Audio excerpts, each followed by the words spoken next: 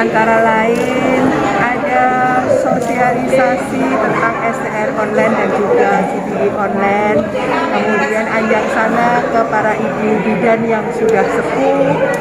Kemudian tabur bunga atau ziarah di makam yang sudah bidan yang sudah meninggal. Kemudian pada hari ini kegiatan masih dilaksanakan untuk pelayanan kesehatan ibu dan anak keluarga berencana. Pada hari ini semuanya dilakukan dengan gratis di seluruh Indonesia di tempat praktek mandiri bidan. Dan pada hari ini juga ada pelayanan di tempat praktek mandiri bidan, ketepatan juga ada safari KB di mandiri praktek bidan di tempatnya Bu Bidan Tonik Sidoarjo. Komitmen Ibu dalam menekan angka kematian ibu seperti apa? Soalnya kan dari 3 tahun terakhir ini kan mengalami peningkatan. Yang kita tetap Ibu melayani dengan semangat, dengan profesional. Untuk komitmen Ibu tetap kita berjuang membantu pemerintah dalam penurunan AKI dan AKB secara profesional. Jelas Ibu sudah melakukannya seperti itu, dan apalagi di masa-masa pandemi ini kita selalu menjaga terutama dalam pelayanan kesehatan ibu dan anak, ibu hamil bersalin dan juga KB. Kita juga melakukan dengan protokol kesehatan yang sudah ditentukan sesuai standar. Terus mungkin untuk menekan angka stunting sendiri, karena kan Kabupaten Sragen dinilai masih tinggi, salah satu kabupaten yang masih tinggi. Kita masih tetap sebagai bidan juga sosialisasi tidak hanya di teman sejawat, tetapi juga turun langsung ke masyarakat agar ibu-ibu untuk siap terutama di masa kehamilan untuk menjaga gizinya, peningkatan gizinya agar nanti juga di masa 1000 hari kehidupan itu tidak akan terjadi stunting. Jadi sejak dini kita harus memperhatikan gizinya. Bu, tadi kan Pak Edi mengatakan bahwasanya angka kematian ibu itu di faktor, salah satu faktornya adalah dalam perjalanan. Nah, ini nanti seperti apa Bu rencana dari Ibu sendiri?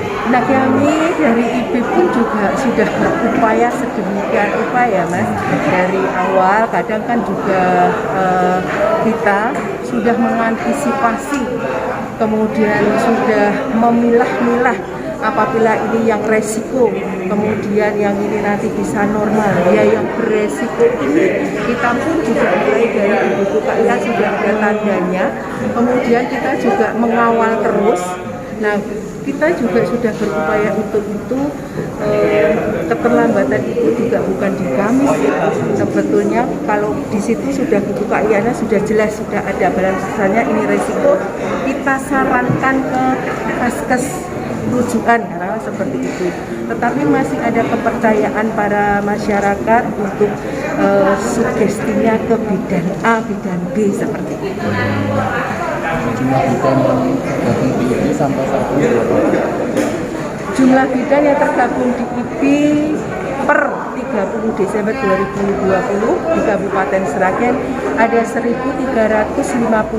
bidan. Atas kesejahteraan mereka, karena masih ada yang honorer.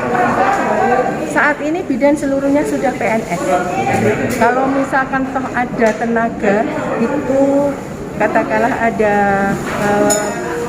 puskesmas atau rumah sakit yang masih membutuhkan, ya ada sih, tetapi mandiri. Kalau melihat kebutuhan sendiri Bu, bidan mungkin di Sragen dengan anggota segitu masih kurang atau mungkin? Kalau tidak kurang, itu sudah pas, sudah Pas, ya? cukup.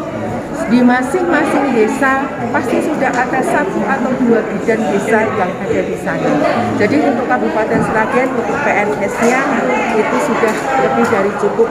Mungkin di rawat inap kayak seperti itu itu masih diperlukan, tetapi untuk tenaga yang di daerah sendiri untuk bidan sudah cukup untuk Kabupaten Sragen. Berarti tahun 2019 kita 7. Untuk angka kematian ibu tahun 2020 23, hari ini 9. Jadi ini sebagai salah satu PR organisasi profesi IB, karena di sana untuk kematian itu vaskes primernya yang berperan besar kan IB. Faktornya apa tuh Pak? Ininya tuh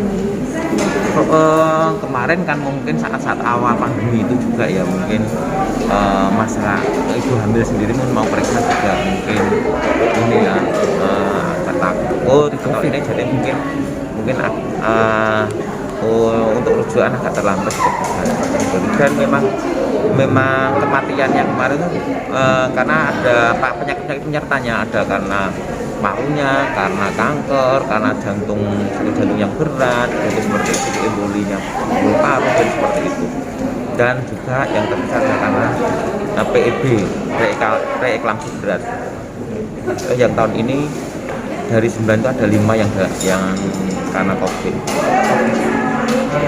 Untuk menekan angka COVID kita harus misalnya bagaimana kita kan jalurnya itu ada 3, jalur vaskes primer, jalur lalu lintas rujukan, maksudnya lalu lintas rujukan bagaimana kita merujuk itu cepat rumah sakit yang dituju, terus kemudian kesiapan rumah sakit. Jadi kalau kesiapan rumah sakit berarti ada, kalau mau merujuk itu harus telepon rumah sakit dulu, jangan sampai nanti rumah sakit belum siap padahal di sana jadi harus siap, ada dokternya, ada ini, jadi memang bagaimana kita nanti akan ya memang sebenarnya berhasil kita tekan, mungkin karena kemarin pandemi mungkin agak ini, jadi ini tetap akan kita